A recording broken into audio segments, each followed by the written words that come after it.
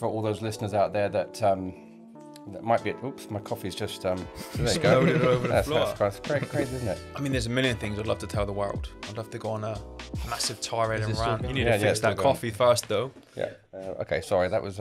Sorry, mate. The magic of editing, eh? Fix it in post. Yeah, that's what they say, isn't it? Oh. We'll fix it in Thank you. post. Yeah. Just move your head slightly to the right. Just do this. I was like, what are you doing cleaning my mess anyway? I should be cleaning up my own mess. I just let that happen, Xander. Right, I'm gonna have to get you back on that. I'm gonna pay it forward. Welcome, Mark. Welcome to Rocket Pod. Thank you guys for having me, and I apologise again about cancelling it for the first time.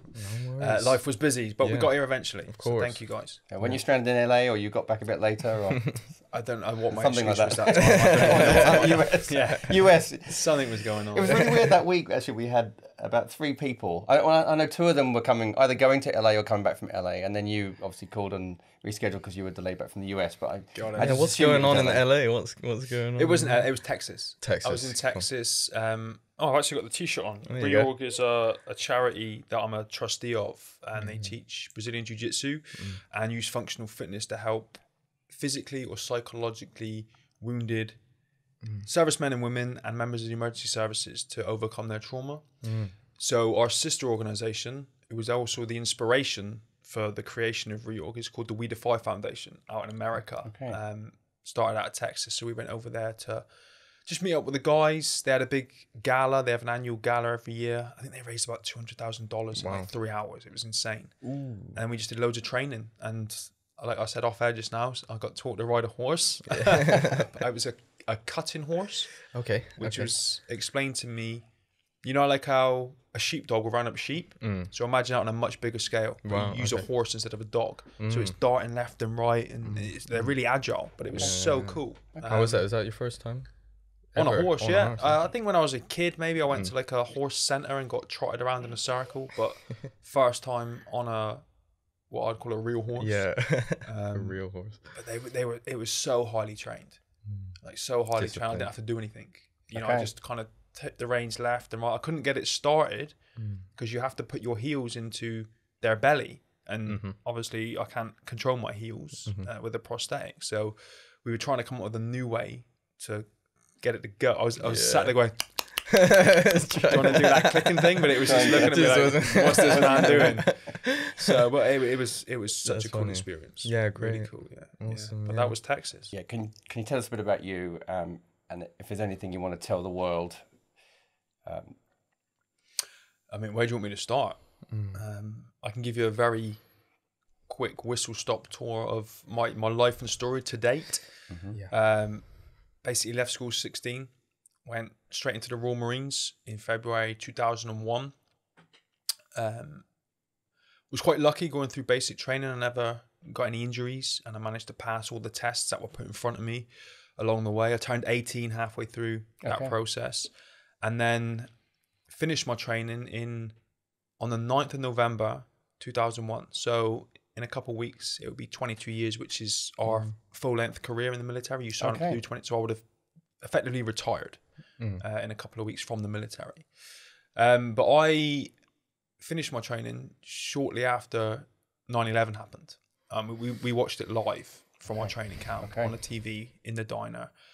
So we all knew, all these young lads knew that we were going to be going out to test what we'd been trained to do very quickly. And I'm not very great at military history, but I think the last conflict was potentially Northern Ireland before that. So nothing was really happening around that time until that.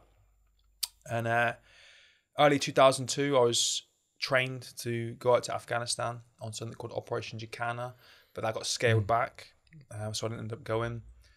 Carried on with regular life in the military in the UK. So we do a lot of Arctic training. So I went to Norway, learned how to survive and fight in the Arctic, sailed down to Virginia and trained with some of our allies down there in America, and the French came in and Dutch and all that lot, did some big exercises. And then 2003, I got deployed to Iraq on something called Operation Tell It 1 when I was 19. And it's funny when you look back, right? Because I was 19, really dumb, and thought I knew everything, thought I was tough, and, you know, was all like, yeah, let's go. And all the guys were, because you don't really understand it on a bigger scale right back then. And went out for 3.5 months and came back unscathed. Actually, it was a very, very quiet tour for me. And I remember coming back and questioning my life choices and my career, because if you don't know much about the Royal Marines, the training is arguably the longest and hardest in the world, apart from Special Forces training. So it's very hard. The attrition rate's high. Lots of people fail, quit, or drop out or injured. So you get trained to this high level. So in my mind, I thought, if I'm going to go into combat, that's the ultimate thing that you join this organization for, because you're trained at the highest level. I'm going to be in the thick of it all the time. Yeah, because I was going to ask you why the Royal Marines, and were you looking for a bit more structure and discipline in your life? Because it is obviously it was very intentional. Can you comment about that? You know, as far as who you were as an individual, that's obviously a big decision to join the military in the first place. There's a couple things for me.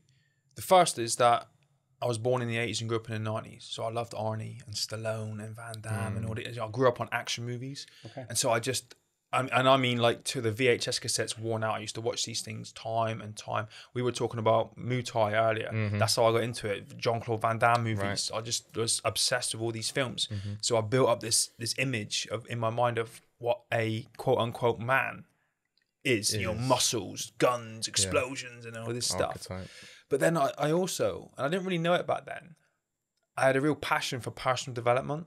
Like I always, and again, martial arts, I always wanted to put myself in these situations to test myself. Like, and it back then, again, because I was younger, it was all about physically, can I do this? I never really knew much about mentally, can I do these things? Like when I would compete in martial arts, I was quite a big kid, which is what led me into the military. But I'd always be competing at 15 years old against 35-year-old men because of the weight thing. But I was pretty successful, but I was always finding myself in these situations that seemed too extreme. And so when it came to the military, I remember watching the recruiting video for the Royal Marines, and these guys were fast roping out of helicopters. They're in the jungle up to their chest in water, like patrolling through the trees. They're in the Arctic, living in igloos and snow holes. They're assaulting beaches on these raiding crafts. And I just thought, this is like the ultimate man test. Like if I can join these guys and I'm successful, then I'm going to be these people from these movies that I watched when I was growing up. So I applied before I'd finished school. My parents had to sign all the permission slips because of my age, and then did my exams and just trained and waited to go in. And what you do initially is it's all changed now. There was a 3-day course called the Potential Royal Marines course, and it is literally just ass kicking. Like for 3 days, 8-9 hours a day, press ups, sit ups, pull ups, runs, ropes, weights, fireman's carries, everything you can think of. They just throw everything at you. They just want to take that 3 days to take a pure raw civilian and see if they've got a bit of that mental capacity, because it was 30 weeks. Now it's like 36 weeks of training now. Yeah. If you do it in one hit without injuries, without failing. So it's a long old time anyway. So if you can't do 3 days, you're not going to be able to do the best part of a year, right? So I went and did that and managed to pass it. Came home with a training program, just trained. And then eventually, like I said, February 2001, got invited to see if I had what it took to pass this training. And were your parents supportive? Oh yeah, absolutely. So okay, so you had good emotional support as a child. Yeah, 100%. There was someone in your family that you went to visit, and that inspired you, seeing something on their wall. Right, because initially, go back to these movies. I missed that. Watching all these movies, when I saw these Arnies and these Van Dammes and everything, and all I saw was a soldier. And in my mind, I thought, if you want to be a soldier, you join the army. So my friend, who was 2 years older than me, he was in Germany in the tank regiment, took me down to the career centre, and I got the army paperwork, took it home, and then my dad said, do you know your uncle was a Royal Marines commando, and he lived like 25 minutes away from our house. I said, do you want to go speak to him? So we got in the car one Saturday morning, drove up to his house, and he lived in like a converted barn, like a farm conversion. And I remember it vividly. Like he came up to open the gate, and this big German shepherd came bounding up behind him with a little Jack Russell in its mouth, and he had horses and there were chickens and hens and geese running around, and I'm like, this is insane, like where this guy lives. And then we opened the front door to the house, and straight away there's this huge framed citation, this big silver sword, and a green beret hanging on the end. Now, he had joined the Royal Marines as a Marine, which is our equivalent of a private. He had done his full 22-year career and finished as a captain. So the citation was like when you retire, you get this nice little thing saying you were a great soldier, you did this, blah, blah, blah, blah, blah, good luck. So it was like a citation of 22 years, a summary. The sword is what they issued to officers in the military, and the green beret is the beret of the Royal Marines. And after the chat he had with me, when I went back to the Christian and watched this video as well, I was like, damn, this is like the ultimate test. This is what I want to do. And I was just completely like laser focused. Yeah, that's what you wanted to do. Like you made a decision. Nothing else. I didn't give a shit about anything else from that point. Like people going out partying, drinking. I'm like, nah, I'm not interested. I'm gonna get up in the morning. I'm gonna train. The internet was coming in then, right? So I could just about get online with a dial-up connection and start researching Royal Marines history and current affairs and those kind of things to try and get my knowledge up a little bit. And I was just like, right, I remember thinking, if I can do this by the time I'm 18, because in my mind, that was when you became a man at 18. I don't know why that was my perception of it. But I'm like, this is like the ultimate start to adult life, is being a Royal Marines commando. And then I'll figure the rest out and later on, and just went to the commando training center as a young 17-year-old. And it was brutal. Like I wanted to quit every single day. Like the first 2 weeks you get thrown in this giant room. You probably like what you see on all these documentaries, and there's 64 people in one room, and they've come from all over the world. They're all different. I think I was the second youngest. There was a guy that's like 4 weeks younger than me. And the lights are coming on at 5 a.m, and you're all running around naked, panicking, trying to shower and brush your teeth and shave at the same time, with someone shouting and screaming at you. You've got like 45 seconds to eat breakfast, and then you're straight into the day's work.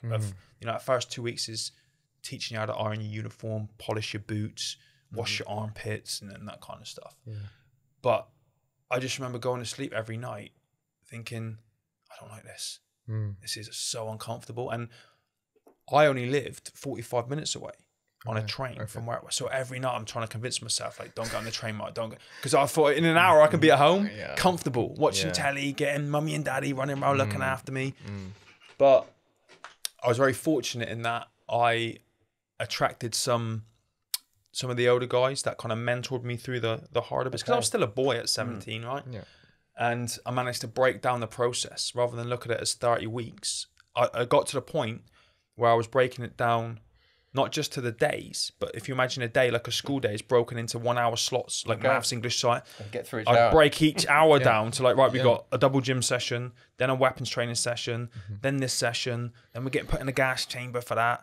And I just break it down when it got really hard to those micro sessions, and then just trudged my way through it until eventually, the best part of a year had passed and I'd done it. Yeah. And I'm sure that's translated now into what you're doing now, because it must be a full-time job, even trying to, just live in such a different way to how you used to. But then on top of that, you're trying to do business, and you're a writer as well, an author. There's so many things. So that must have helped you as well, just trying to... It's funny because like my prosthetic legs, when people talk to me about, because I don't use a wheelchair. I got rid of my wheelchair on the 9th of June 2009. So these are my lifeline.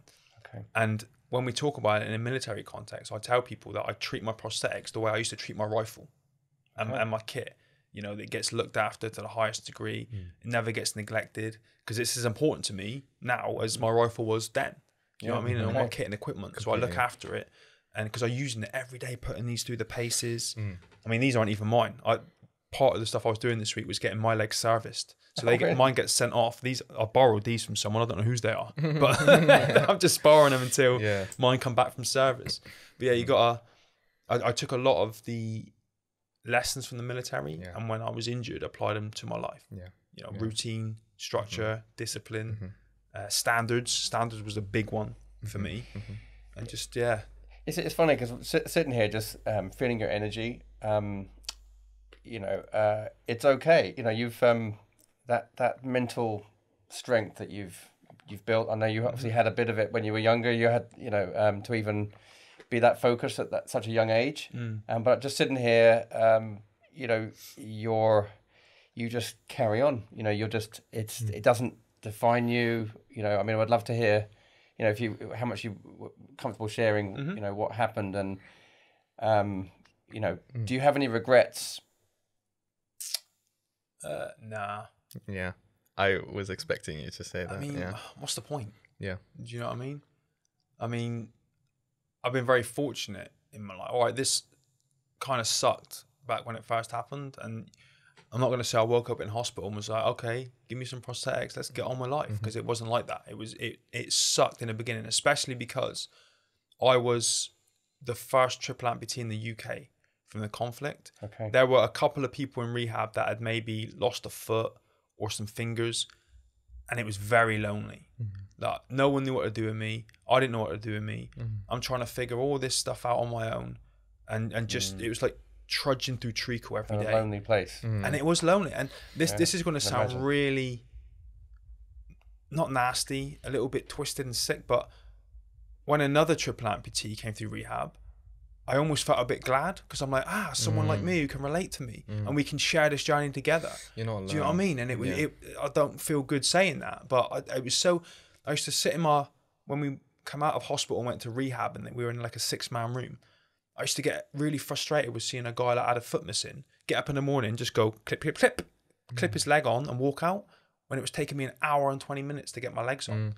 And the energy expenditure, if you're missing both legs above the knee, is 300 to 500% more than an able-bodied person. So all day I'm exhausted, sweating, tired, sore, cut, bruised, bleeding. Yeah. Do you know what I mean? And then these other people seem to just be able to go pop a leg on, pop a leg off, and get on with their day. And it used to infuriate me. And I was like, why is it so hard for me and so easy for them? So then as other people started coming through the system with similar injuries, I felt a little bit more like I could connect with these people. And, we kind of shared that journey together. But it wasn't easy in the beginning. Yeah. Especially the first 6 weeks in hospital was rough. Can you imagine? I'm sure the audience wants to know now what was the story, what happened in a nutshell. I'm sure you told the story and it's out there. People can find it. But maybe if there's a different take that you could go on, or what were you thinking the first thing that you were thinking when it happened? So I'll tell you what that happened. So on my second tour of duty, I was deployed to Afghanistan in 2007 on Operation Herrick 7. And we were due to be out there for 6 months, from September 2007 to March 2008, I think it was. I was based in Helmand Province in a place called Forward Operating Base Robinson, working with 40 Commando, Royal Marines. And our job was to go out into the local area. The overall mission of our 6 months was to win the hearts and minds of the locals, the people that live there, and do what we could to help. Everyone thinks that when you join the military, you just want to kill people. Yeah. I mean, there are one or two like that, but the majority of us are there to try and fight for the people that can't fight for themselves, right, and help these people. So that was our job and our mission. And we would go out on these foot patrols, and we would go into the villages, and we would do that. Every now and again, intel would come in saying enemy location, weapons cache, whatever, go do what you got to do, and we'd do that. We would get attacked constantly, and so we'd have to defend our position from any incoming attacks. And then on Christmas Eve 2007, we were given a brief on another patrol that we're going to go on, and I was second in command of that patrol. Now, it was very basic, this patrol. Like I said, before we'd go out and we'd have a mission and an objective, and we'd go and do that. In a nutshell, if I could break it down, they said, I want 2 groups of 8 men. You're going to leave the back door of camp. One go north, one go south. Walk around for a little bit. Say hello to the locals. Meet at the front door. Come back in and finish. In layman's terms, that's how easy it was. Now, we hadn't received any intelligence to say that there was any extra cause for concern. We hadn't observed anything that made us feel like we should be, our awareness should be heightened. So that's what we're doing in our mind. Go out the back door, stretch our legs, come in the front door, finish up, and then the helicopter was coming in with all our mail for Christmas and all that kind of stuff. So on the way back into camp to finish up this patrol, we are on this high piece of ground. And beneath us, we could see the camp we were working from. And then beneath that was that other group of men that we were working with. So being on high ground, tactically, is a very advantageous position. Not only because we can see everything, but fighting going down a hill is a lot easier than fighting going up a hill. So our job in that instance was to provide protection for that other group of men. They would go back into camp, get behind the perimeter wall, and then return the favour. We could then peel down off this piece of high ground, go back in, finish up for the day. Very basic, low-level stuff. So the man in charge, Corporal Sean Helsby, started giving what we call fire positions to his half of the section. I took my half, and in front of me, there was like a bowl in the ground. Now, if you're on a patrol, and it's common sense, but it's basic tactics too. If you go firm and you stop, you want to get behind like a building or a wall, right, to give you a form of protection. But where we were located, we didn't have any of those luxuries because we're up on the high ground on a ridge line. So I thought if we jump in this little bowl, get on our stomachs, anybody looking up is going to have a difficult time to see us, which means they'll have a difficult time trying to engage us with rockets or mortars or whatever it is they've got. So in that instance, in my mind, that was the best form of protection I could give everyone. So we jumped in the bowl. They all started taking their fire positions. I stood back for a bit. There were a couple of kind of checks you got to do, make sure everyone's as defensive as we possibly could be in case there's like a small arms attack. And then when they were happy and I was happy, I started walking over towards the position that I selected for myself. And as I put my right knee on the floor to get down onto my stomach, I knelt on and detonated an improvised explosive device. Wow. Yeah. Which instantly and traumatically ripped off both my legs, eventually above the knee, and my right arm above the elbow. Wow. Yeah. Now in the beginning, I had no clue what I had done. If you imagine what the terrain's like, it's very sandy and very dusty. So when this explosion happened, there's this huge dust cloud created. So temporarily, I couldn't see anything. Okay. I was blinded. So you're still conscious. Still conscious. Couldn't see anything. No pain. Right. I could hear everyone around me shouting, screaming, trying to figure out what's going on. My adrenaline spiked. So my gut instinct is we've been attacked. Someone's took a pot shot at us with a rocket or a mortar. So I need to find out where this came from and then neutralize the threat. Wow. Now behind me, where I was positioned facing this way, I knew that behind me, beneath me, about 600 meters away, there was a small rectangular forestry block, like a copse of trees. And everything else around there was just flat mud fields, what the farmers had just plowed. There were no crops in there or anything. So in my mind, what I said earlier about getting cover, if you're going to launch an attack on a heavily armed group of men, you're going to want to do it where they can't see you. So in my mind, I'm thinking, right, the trees. Turn around, Mark, turn around, start shooting at the trees. We had this huge HMG machine gun in camp. As soon as they see where I'm shooting, they're going to switch fire and come and shoot too. Now, I can't see anything, right? Because of this dust cloud. But in my mind, I'm like, turn around, turn around. Probably the 5th time in my mind of saying that to myself, I realized that even though I couldn't see anything and I didn't know what was going on, I realized that my body wasn't doing what my brain was telling it to do, and I couldn't figure out why. So I thought, okay, what do I do? And this all happens in seconds, right? Because of adrenaline, it's like so many things going on. I thought I'd just wait. I'll wait till this dust cloud settles. When I can see what's going on, I'll have a better understanding. Then I'll make some decisions and figure it out. So we got to about chest height, and I looked around, and I'm panicking at this point, just hoping that none of my friends have been hurt or killed, but they had all been blasted out of the area. So I carried on waiting, and then the dust cloud got about 6 inches from the floor, hit the ground, and disappeared. And that's when I looked down to where my legs should have been, and they'd both been just completely torn off from the knees down. Wow. So that was the minute that I realised, we're not under attack. You've just stood on an improvised explosive device, and you're probably going to die now. Okay. But in that moment, what was your first thought after that when you noticed that? A lot of people struggle to understand this when I say this. They say, well, what were your first thoughts? What were your first feelings? My first thought was, what a fucking bell end. because we talked about this before. Me and the lads were like, toe to toe, we'll beat anybody, right?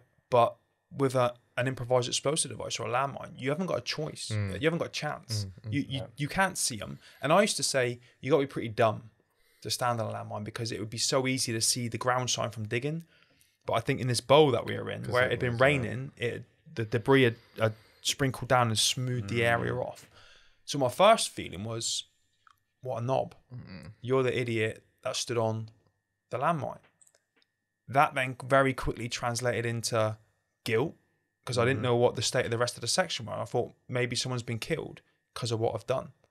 And then I started feeling, a bit of anger, and then shame and embarrassment, and all this just is all into crazy. Into one. Yeah, but it wasn't. People think, oh, you're gonna feel fear and you're gonna be panicking about dying. That didn't come till later. Okay.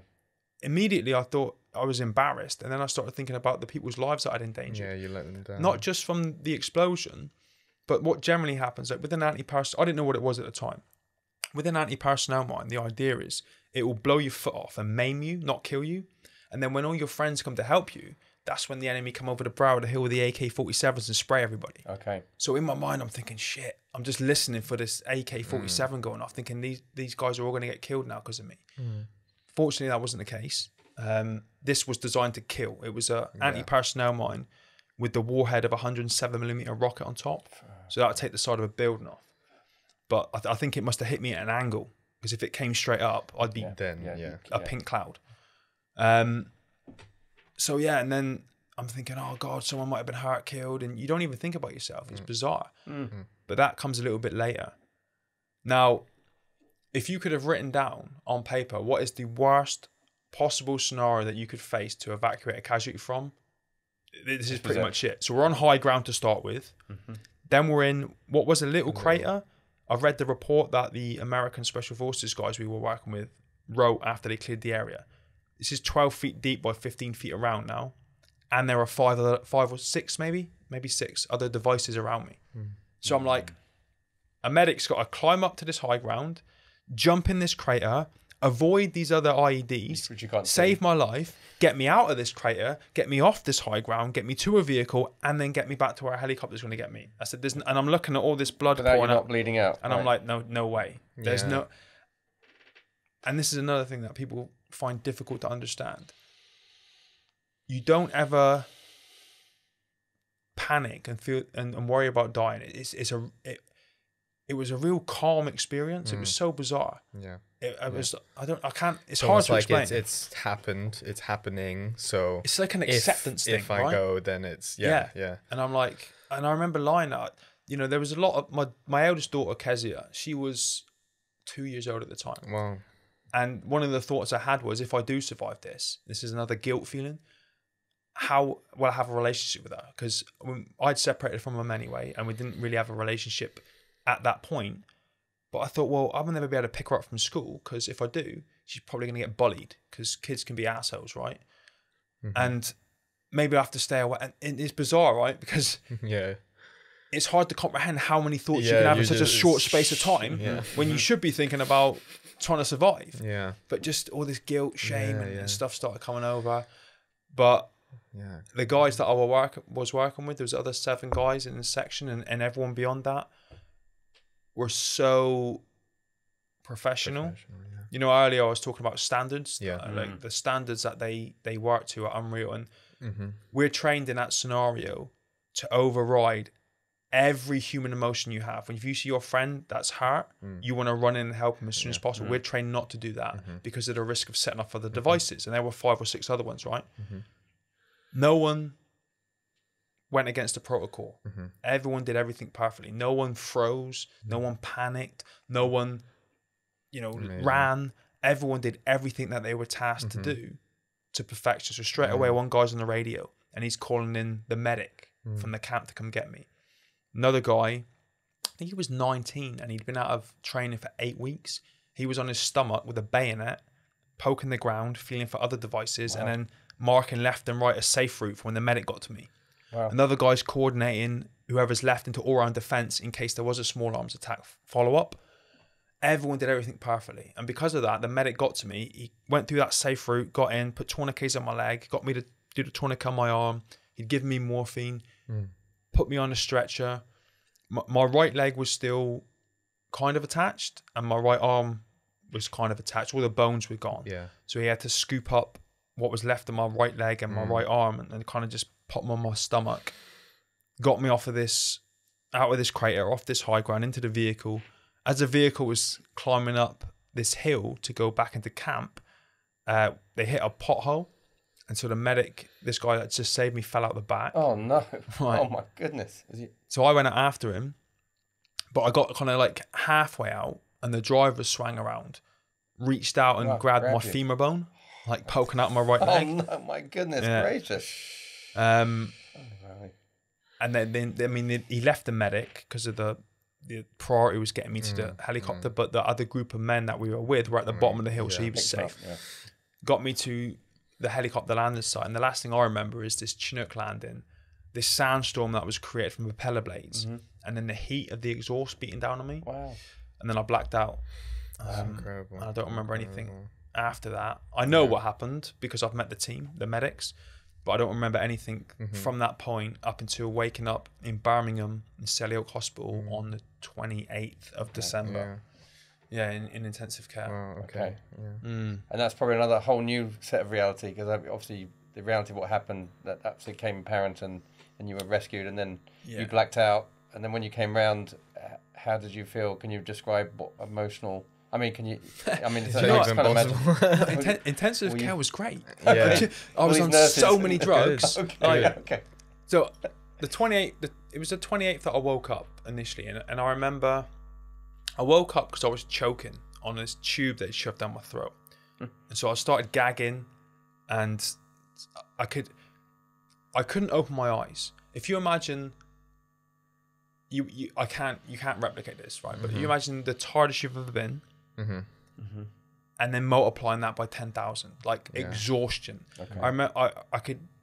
I remember seeing the blurriness of the lights with my eyes still closed, hearing people around me, but not having enough strength to open my eyelids. It felt like someone had put fishing hooks through there and put weights on it, but I could hear people. And then I started gagging, and they all came around. They're like, "Get the tube out of him." And I couldn't open my eyes, but I could hear people, and I recognized the voice of, she's now my wife, but my girlfriend at the time, Becky. And I couldn't speak. I literally was going, trying to get these words out. And every time she said something, it echoed like 3 or 4 times, I think because of the drugs that I was taking.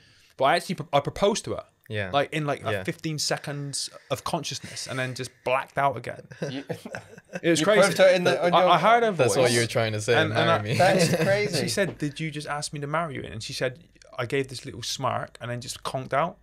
And then the next day they reduced the medication, brought me out of the coma a little bit more. And the next 6 days were wild, because I was on so many drugs, like the hallucinations. Like, you remember Will Smith in The Fresh Prince of Bel-Air? Yeah. Remember he had that haircut, like it was like a fade, and then it went square. So there was a movie back in like the early 90s called House Party with Kid and Play. You know, they had those like, so I had Will Smith visit me, 3 of them. One of them had like a small one of them had a medium thing, and then the other one had like this massive haircut like that, and they were coming around and they were talking to me. And then this guy came in my room, and he was with a forklift truck, like moving ammo crates. So what is he doing in my room? Yeah, then this 8-foot bottle of ketchup in the corner, like Heinz ketchup, that would talk to me. And then people would come in my room, and everyone had like a upside down dustbin, like a waste paper basket on their head, and I couldn't understand what they were saying. It was just wild, like the hallucinations. Yeah. But on the first day I woke up, because I wasn't completely compos mentis, I thought I had just lost a couple toes and fingers. Day by day, I started to understand more about the severity, until like day 6 or 7. I went to pull my right arm out from under the bed sheet because I had an itchy nose. And to that point, because I was right-handed before, if I had an itch anywhere on my body, I would use my right hand to relieve it. And I pulled it out, and I kind of giggled. And then I said, what's so funny? I said, I'm hallucinating again. It looks like my arm's falling off. And she just looked at me, and I looked at her, and I'm like, okay, right. Now I know. Right, 7 days later, I know it's both legs above the knee, right arm above the elbow. Wow. And then literally on day 7, they took me out of ITU and moved me upstairs to what was called the Bones and Plastics ward, to this single man room right by the nurses station, where they were to gradually keep reducing that medication and try and figure out some sort of plan about what I was going to do from that point out. I also, you know, that scar on my hand, I had a huge hole in my palm, so I only could use 2 fingers and a little bit of my thumb. But the nerves I couldn't bend my thumb. I could only do this. So I literally had this kind of weird grip. And to pull myself up in bed, there was like a bar above my bed, and I'd use 2 fingers to move around. But we started on a rehab plan once we got out of ITU.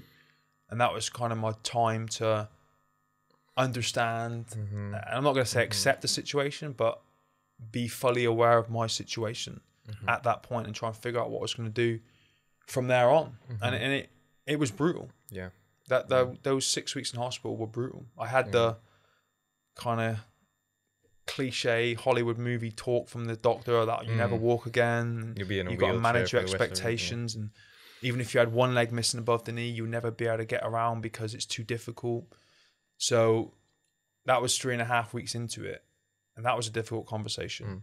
I actually, you know, and I'll be very honest about this, that made me feel suicidal. Yeah. I was only 24 when I was injured, and I'd gone from being 6'2", weighing 16 stone, having my entire identity wrapped around my physical abilities, to now being 3 foot, 8 stone 10, with just my left arm and a couple fingers at a time. This guy telling me, you're going to have your ass wiped for you for the rest of your life. And you kind of believe, I mean, you know, it's like... Of course you do. Because this guy had been amputating people for over 30 years in early 2008, 33 years at that point. So I'm looking at this guy like everything he tells me is the absolute truth because he's the expert. And it was brutal. Like I didn't sleep for 3 or 4 days, turned my phone off, didn't take any visitors. Just was like, I need to try and figure this out. Like, it's almost like now this is the real test of like before you wanted to become a man and do that through going, and now it's like, okay, shit. This is like a real test. And this is where, you know, earlier I was talking about how I'd put myself in scenarios to try and test myself, and it was all, in my mind, it was all physical tests. This is where I started to understand mental resilience and testing your mental strength. And you know, you build a degree of that up in the Royal Marines because you're always cold, wet, hungry, sleep deprived, blistered, exhausted, in a deficit. You build up a certain amount of mental resilience, but this was going to be a whole other challenge because, like I said earlier, you know, I was the first. I was on my own. No one knew what to do with me. No one had trodden this path before. Guys missing 1 or 2 legs had been through rehab. Only a handful of them had been through before me. But it was very, very different, missing an arm as well. Plus, it was my dominant arm. So, yeah, I knew that I was in for a hell of a ride. But some of the things I was saying earlier about standards, right? Yeah. The standards that are instilled in you in Royal Marines training are very, very high. And in my mind, they don't just apply when you're in that job wearing a uniform. They apply to life, for everything you do. You always got to live. You've come up to that standard at one point in your life. That's the standard you should live to and aspire to go beyond for the rest of your life. And I remember being in hospital prior to going to rehab and having this conversation with myself. Like, the Royal Marines were formed in 1664. And I remember thinking it's like 3, 4 in the morning and everything was quiet. No one was around. I couldn't sleep. And I was like, when I was researching Royal Marines history back before I joined and what I'd learned since, I never remember anybody being remembered for quitting or letting the team down or dropping those standards. So I was like, well, I'm not fucking doing it. Like, when I get to rehab, I will attack rehab with the same standards that I attacked Royal Marines training with. And that's what's going to get me through. And so when I eventually got there, that's exactly what I did in all aspects of everything, like my conduct, my rehab, my mental approach to things. It was all coming from a different level. I wasn't just going to trudge my way through it. And I started setting goals as well straight from the beginning. You know, when my unit was still deployed by the time I'd been through hospital and started rehab. So when you come back from a 6-month deployment, you get about 10 weeks off to be with your families and all this kind of stuff. And then you go back to your unit and you have this giant parade, right, where you get medals issued to you and your friends and family can watch. So I set this goal, literally, I think it was the third day I got to rehab, that when that day came around, I was going to walk onto the parade ground. Because I knew, and again, it was about standards for me.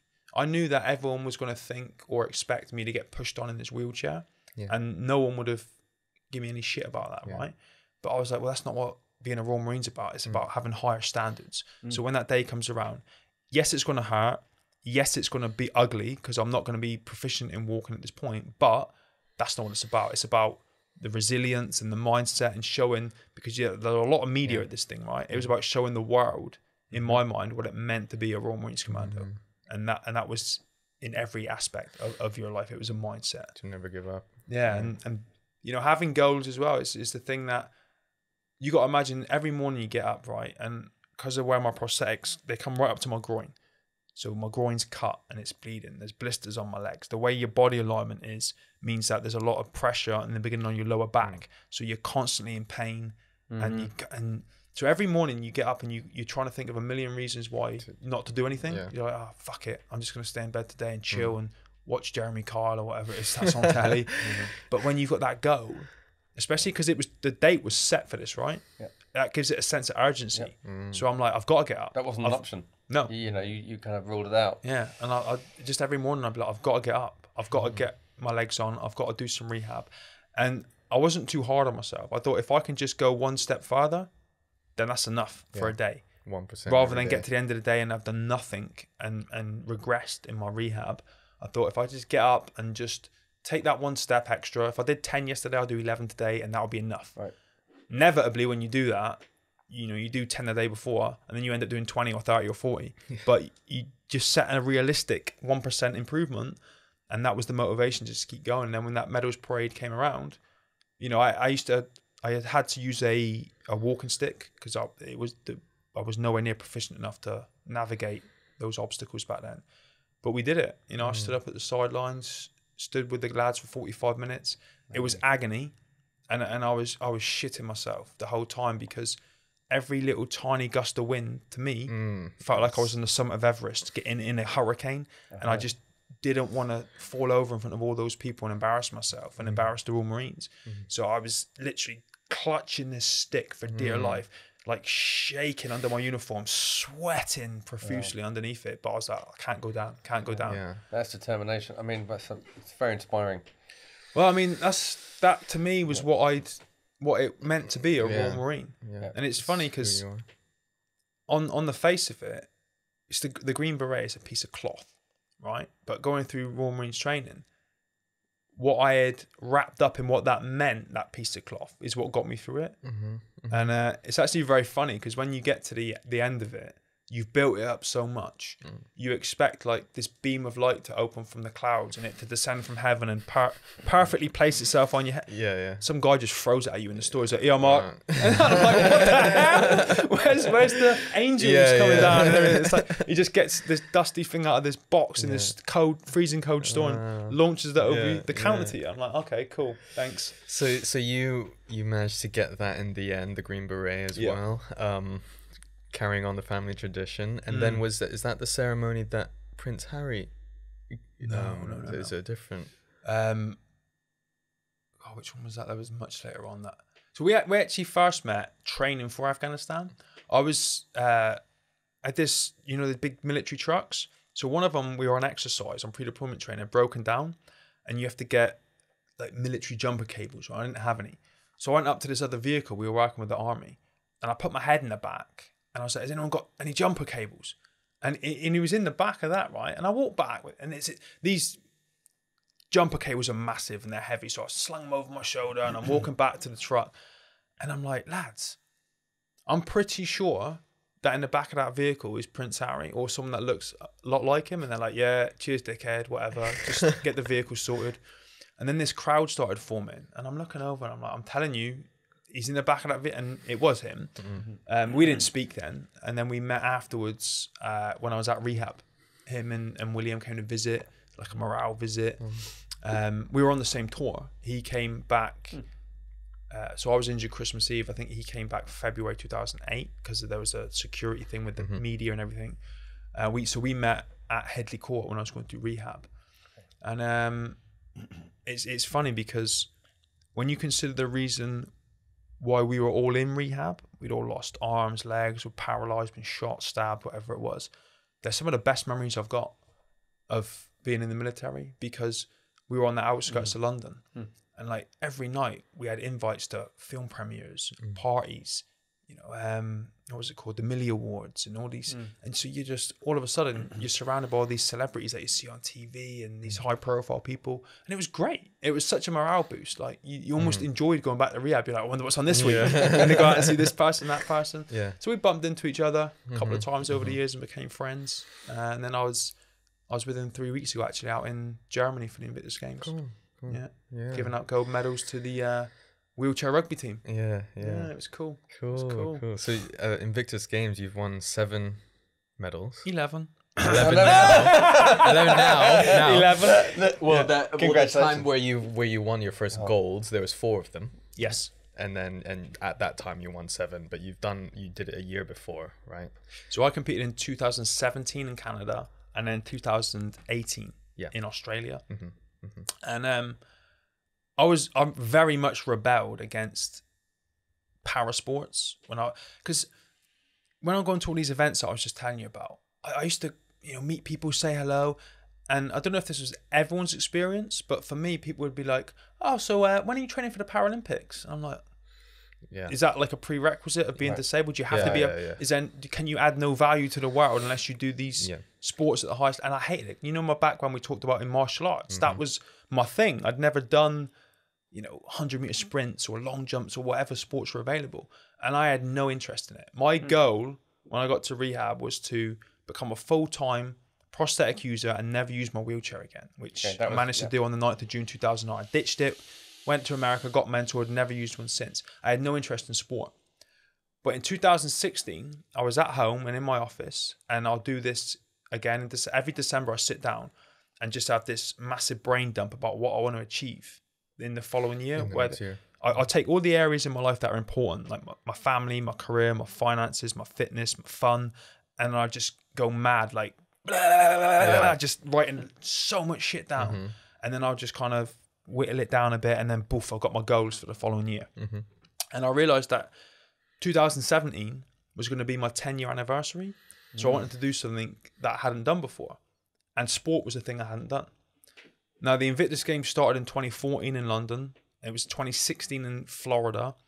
And so I looked at it, and I had friends that had competed, and they had won medals, which was great. But because I knew them when the cameras were off, I saw what it did to their confidence. I saw, you know, people that were reintegrating with their families and becoming mums and dads again who prior to that couldn't do it. I saw people going out and passionately pursuing careers again after the military, where before they couldn't see a way forward.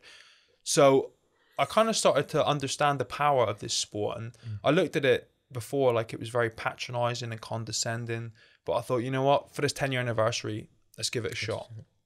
So I applied. Never thought I'd make the team because I wasn't in those circles. I had no cliques that I was a part of in that world. But I thought I'll go anyway. You weren't in the system. You were doing it your way. No, and I thought it was very cliquey. I thought, who's Mark, the outsider? He's not going to make the team, because 760 plus people applied and there were 72 positions. Oh, really? Okay. Right. So you're fighting for a spot. So I went in there and managed to get selected. I didn't know what I was doing half the time. You know, I entered the rowing competition, hand cycling, and swimming initially, and just muddled my way through it. I managed to make the team. Went out to Canada in 2017. My goal was to win gold medals in everything that I applied for. That didn't happen. That's no, and they're, you know, they're it's very that goal though. It's still that focus though, isn't it? Yeah, they're very clear about this, right? From the beginning, they're like, listen, the Invictus Games are not all about medals, and I thought that was bullshit in the beginning. I'm like, of course it is. I'm out there training, but I didn't understand it till years later when I was having conversations with friends that I'd made on the team who told me that when we first met in 2017, they were sleeping in their cars because of the overwhelming anxiety of being in a hotel with the team and civilians around them. They couldn't do it. Yeah. And they would go and like hide in their cars and sleep in their car. So I started to understand a little bit more about what success meant to other people. Then it wasn't just about medals. It was like being able to be in that environment, being a mum or a dad again, pursuing a career again. There were all sorts of different reasons that people were doing this. But for me, it was like, go medal, go medal, go medal, go medal. And I went out there, and the first year I got 2 silvers and 2 bronzes. Yeah. So I came back, and I struggled a bit with that because I was like, oh, you failed. You know what I mean? You didn't do what you set out to do. You set the bar high for yourself. You always have. But my friends are, there's no other way to describe them. They're assholes, right? So I gave my friend the silver medals, the bronze medals, and this flag that I had got signed by loads of the people that came to watch it. And what he did as a career after the military was he was a framer. So he framed pictures, military memorabilia, and this kind of stuff.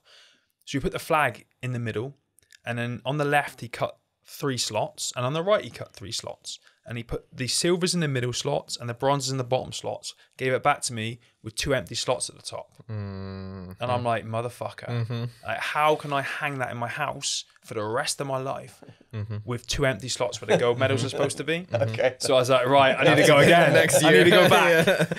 So I applied again, went back again, and then the following year in Australia, 4 golds, 3 bronzes and a silver, I think. And then came back, and I was like, right, that's it. I've done what I needed to do. Filled those 2 empty slots, and then went on to the next thing. Nice. What were the gold medals for? What sports?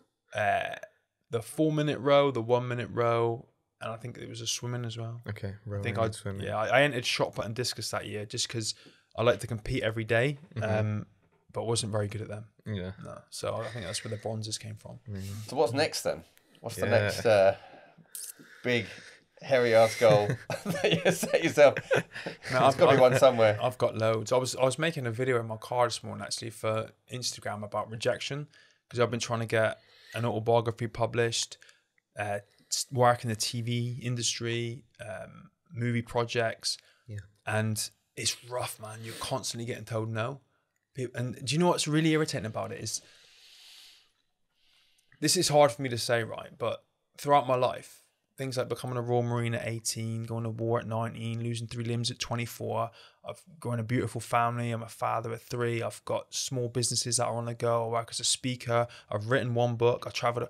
You know, I'm doing all these things what I think are quite cool. But they'll turn around and go, your Instagram following's not big enough. And I'm like, what? Yeah. So I can go on 1 episode of a reality TV show, get 1 million followers overnight, and all of a sudden I've got value to add to the world. It irritates the hell out of me. Yep. And I was at a talk this week in London with a guy called David Smith. Similar thing. He's an Olympic gold medalist, 2 world records. He's beat cancer 5 times. He was paralyzed from the neck down and taught himself to walk again. That's insane. He's had a stroke. Wow. He's done all these things. And at the end of his talk, someone said, you should write a book. He went, I have. 90,000 words done. Every publisher told me no because I'm not a quote unquote celebrity, he said. Wow. And I'm like, this guy could teach so much to the world, right? But they won't do it because he hasn't got 1 million followers on Instagram. It's mental. Wow. Yeah, so that's how it is. I'm just getting very comfortable with rejection at the minute, and just understanding that actually every time someone says no to me, it takes me 1 step closer to someone saying yes. So it's just part of the process. Don't take it personally. Don't get angry. Don't get sad or upset. Just be like, be happy. Be like, cool. Thank you. Appreciate your time. On to the next one. Bam. And that's what this is what I think life is. For me, like life is just constantly keep going. Literally, it's just every day, bomb, bomb, bomb, bomb, bomb, till the day you're buried. Just keep going, keep going, keep going, keep going, keep going, and the minute you stop and go, oh, I'm done, that's when it gets bad. It's just you just got to constantly keep going forward. Keep going. It's funny. It reminds me of my. I've said this in the past, but my favorite saying that my grandmother told me was, "Go where you're celebrated, not where you're tolerated." It's almost like, you know, the doors that close. It's like, well, you know, fuck you then. It's like there's, you know, it's almost like they're not. It's just not right. Yeah. The other funny thing too, I mean, Rocket Pod. I mean, we haven't promoted this at all. Right. We've been doing it for 2 years. We've met some amazing people, you know, you yourself included. I think we have 100 followers on Instagram because we haven't pushed it.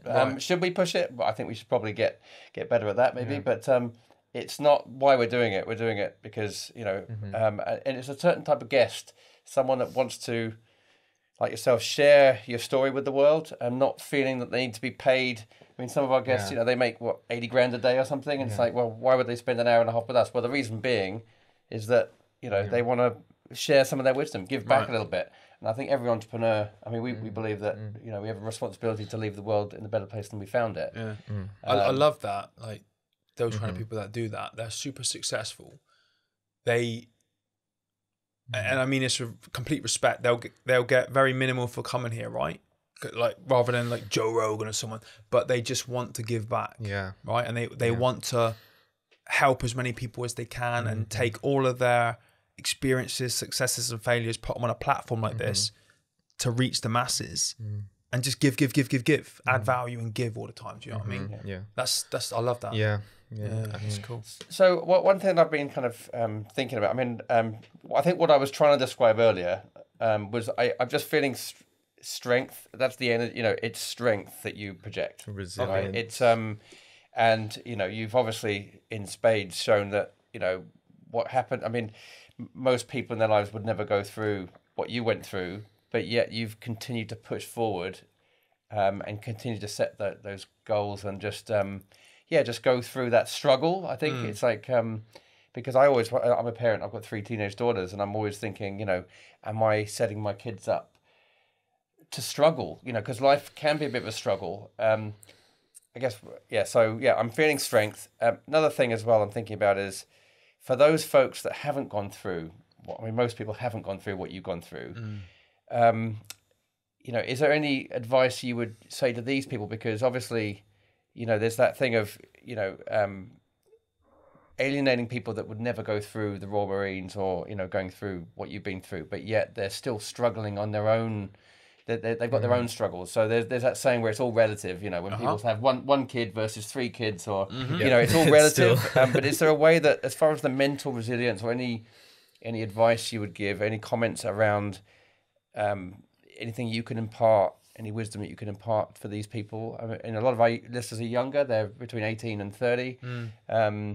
You know, and so it's you know, what message would you give to these people, especially in the way that the direction the world's going in? You know, a lot of people are, you know, worried. So yeah, if just one thing you could say to the world, any message that you want to get out. When it comes to adversity, right, and facing challenges, I think a lot of people could benefit from flipping their mindset, because a lot of people, when you come up against adversity, you know, they'll panic and they get fearful and they think they can't do this. Like, I look at it as an opportunity to grow and to become you know, I said earlier, I love like personal development and forcing myself to grow. Like, every challenge now that I come up against is an opportunity for me to be better, do better, you know, and it's just it's a slight shift in your mindset. Like I just said about getting rejected.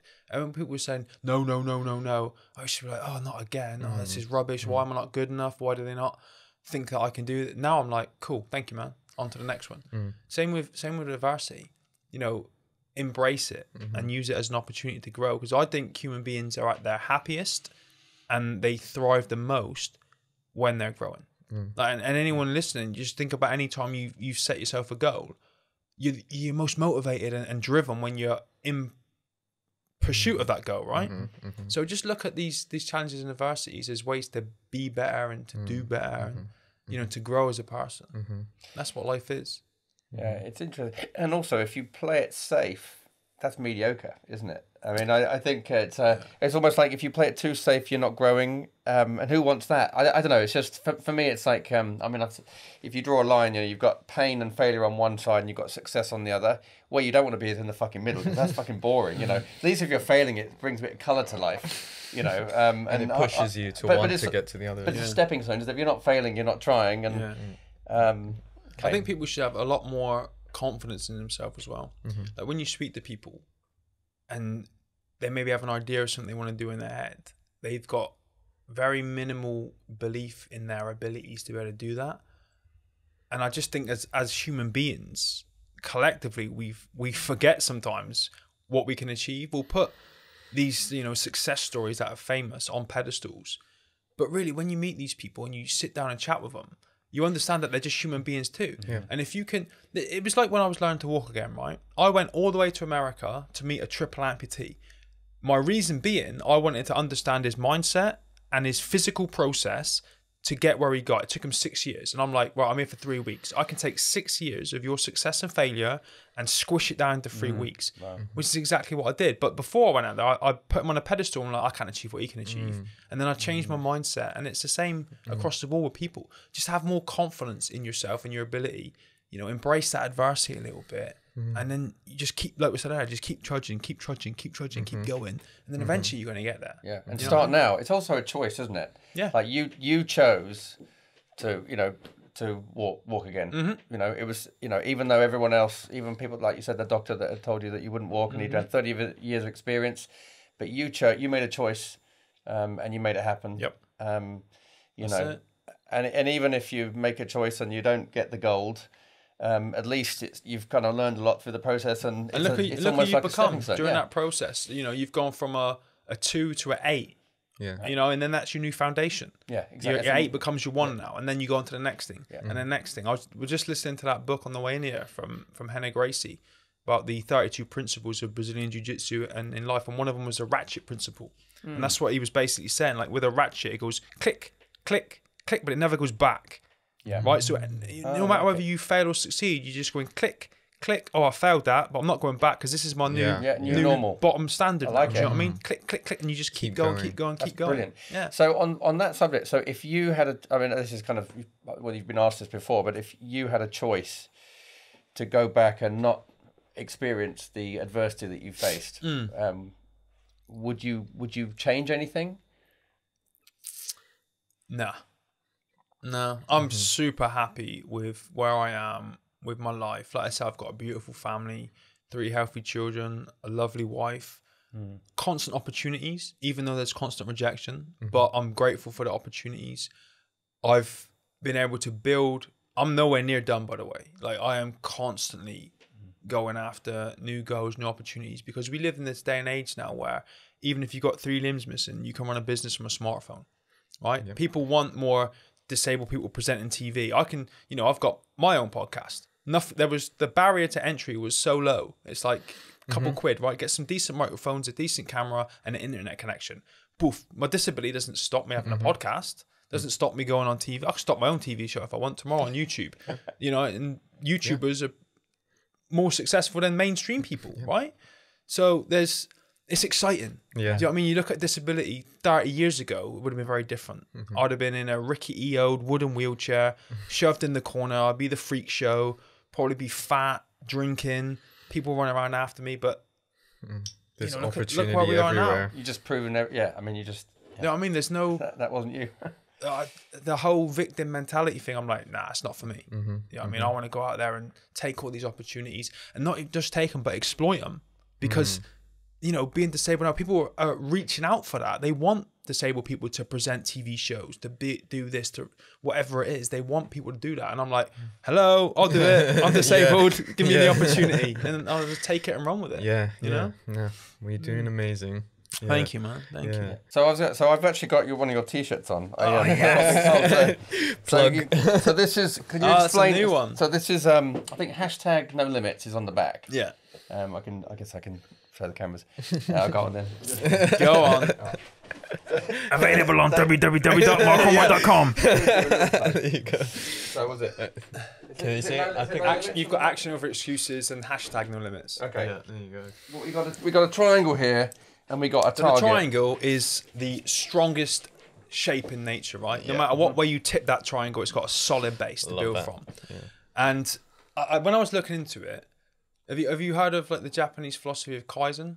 It's about constant, never-ending improvement. I started looking into all these things, and I wanted to have a logo that I don't really talk a lot about it, right? I'm going to as I try and build the company, but it's about constant self-improvement. It's about having a solid foundation, building around it.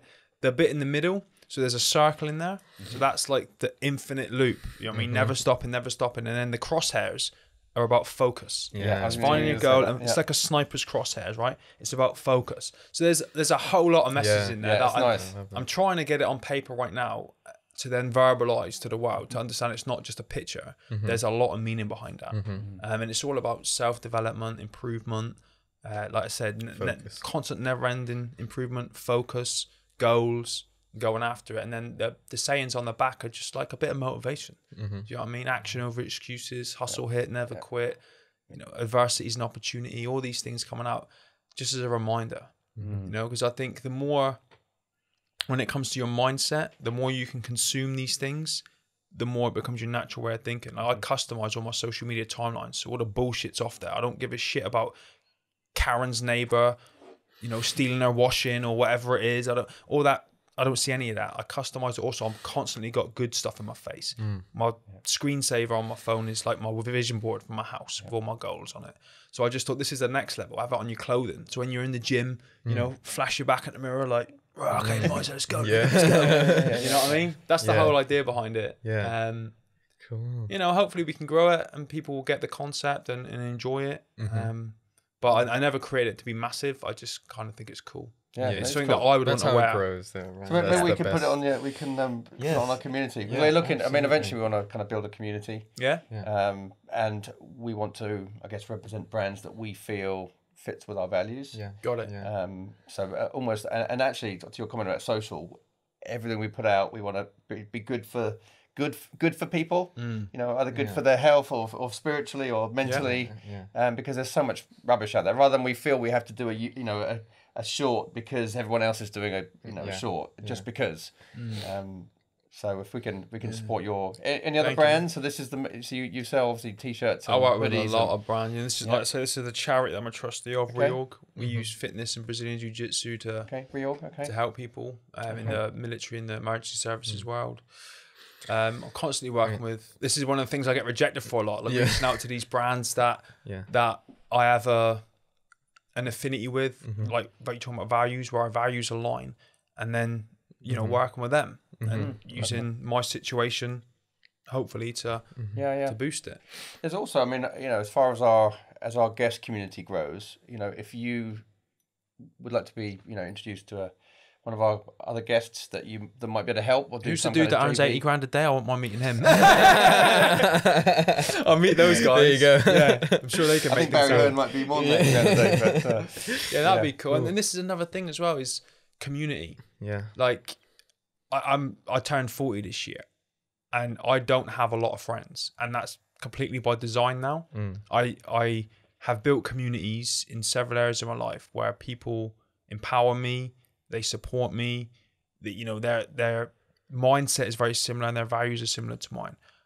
Morale vampires, you know, people I used to hang around in the past who just sucked the life out of me. I've got no time for it, and I will either completely remove them from my life, or if that's not a possibility, then I'll vastly reduce the time I spend with these people. Building a solid community like you guys are trying to do is so empowering. You know, like a little Facebook group or WhatsApp group. I'm actually thinking about an app. We can do just that, like a subscription-based app where I bring these people together. I'll bang content on there, you know, about mindset and you know, things I'm interested in that they can consume, but then they can also chat amongst each other, go meet each other and help and support each other. You know, so I got a million ideas for apps and books and all sorts of stuff. Just trying to make it all work. Well, I mean, so we'd love to support you on a journey. Thank you, man. And for everyone to support you, in case they missed that, where can they find you? Where can they support you? Come to Instagram. If I can get 1 million Instagram followers, my world will change. You can buy then I'll be worthy for like 10 grand. Never, ever buy it. Never.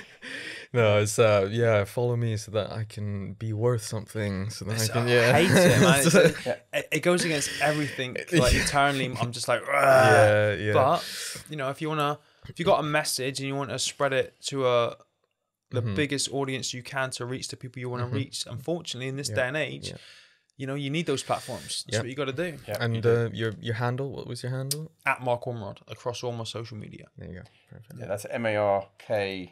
ORM Oscar Romeo Mike OND Romeo Oscar Delta. Perfect. Cool. And any final remarks before we close up? What do you want to leave our listeners with? Let's leave them on something strong. I think just a bit of a summary of some of the stuff I've said. You know, believe in yourself a little bit more. Have some confidence and go after the things that you want to go after. Don't worry about getting rejected. Don't worry about failing. Certainly don't give a shit about what other people's perceptions are. If they say your ideas are stupid or they laugh at you. Some people will say that from a place of love because they're trying to protect you. Others will say it from a place of jealousy because they don't want to see you succeed. Don't worry about all of that. If you genuinely in your heart and in your gut think that the goals you're trying to achieve in your life align with your values and will add value to your life, then go for it. Build a supportive community around you and set goals in every area of your life to give you some juice and something to get out of bed for in the morning. If you're struggling with that and you just see all the doom and gloom in the world, set yourself some positive goals. And yeah, customize your social media timelines as well. Stop consuming, whether consciously or unconsciously, all that rubbish. Stop watching the news and getting dragged into that crap. Just focus on you, your family, your loved ones. Go out there and live the way you want to live.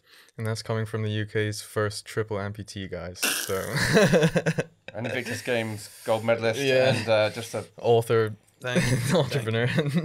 Yeah, we're trying. But I think it's someone that has actually just developed and honed just a mental resilience and toughness and confidence, and just gone through adversity that most of us couldn't even imagine experiencing. And I think if Mark can do it, then you can do it, basically. Yep, absolutely. And actually you touched on something else before you just left your final remarks, and that was because one of my I didn't ask you, I was going to ask if anyone had abandoned you on your journey, but actually you had a different take to it. You were cutting away the people that weren't serving you. Yeah. And I think that's really, really key, because some people do, they might not have your best interests at heart. They might be competing with you when actually they just want friends. So I think actually have a look at who's in your life, and go where you're celebrated. Don't hang around with people that are going to suck you. Just kind of be kind of aware of your energy levels when you're around certain people, and if they're toxic or they're negative, you don't need that in your life. I mean, I just think it's kind of what you meant, but I'm just that's exactly what I meant. Yeah, and like I said, it could be difficult. There could be people at work you can't cut them out of your life because you work them every day. Just limit the time you spend with them. Right. Like, don't go to lunch when they go to lunch. You know what I mean? Just stay away from them as much as you can. Do you know what I mean? Yeah. And seek people that have the opposite effect that you can learn from, or you can be energized from. Yeah. Not always easy, and it can take time too to find these people. There's only so much capacity you've got in your life, right? And I think if you start removing the negative people, it opens up space for the more positive ones to come into it. Yeah. So you got to consciously do it. You know what I mean? Yeah. And actually, I want to just say thank you to Barry. Is it Barry Roche? Is that his last name? Yeah, Barry Roche. Yeah, Barry Roche. He put us together, and he spoke very highly of Mark and said, "You've got to meet Mark." And Barry, you were absolutely right. It was. He's a geezer, isn't he? Yeah, he's a geezer. He's a good bloke. I was just wondering whether he was one of the arseholes. No. He's actually. There's a quick story. This is years ago now, wanted to get into the speaking world. He was the first person that paid me to come to his company to speak. Everyone else before that, I'd been on this bit of a journey where people would pay to hear me speak, but not pay me. So people that would go, "Oh, Mark, do you want to come and speak at this?" I'm like, yeah. And then found out that they were making money off me, right? Oh. Yeah. It was horrible in the beginning. But he was the first person ever to be like, "Mark, do you want to come here, share your story, we'll pay you." And I'm like, I love that. It's like, thank you. You know what I mean? And then that whole side of my life took off from there. Okay, so you're looking for speaking engagements too. We'll keep that in mind. £80,000 a day. Yeah, there you go. Perfect. Hey, why not? Amazing. Well, yeah, Mark, thank you so much. It's been a pleasure. Thank you. Absolute pleasure. Appreciate the invite. Thank you for listening to today's episode of Rocket Pod. When you get a moment, we'd love it if you could jump over to Apple Podcasts or whatever podcast platform you're on and leave a quick review. We love all your messages. It helps us get exposure to inspire and share more stories like this one with Mark today. A couple of key takeaways. I think just get on and do it. Don't listen to naysayers around you. You decide, you choose. You choose who you spend your time with. Those folks that might be taking your energy away, just spend less time with them or cut them out of your life. And there's a lot of people out there that will serve you. And just get on and do it. And whatever pain or struggle that you're currently facing, just know that with a bit of work and determination, it will pass, and you can, live the best life that you can. You've got all the tools to do it. So hopefully Mark has inspired you today. Have an amazing week ahead, and thanks for listening. Take care.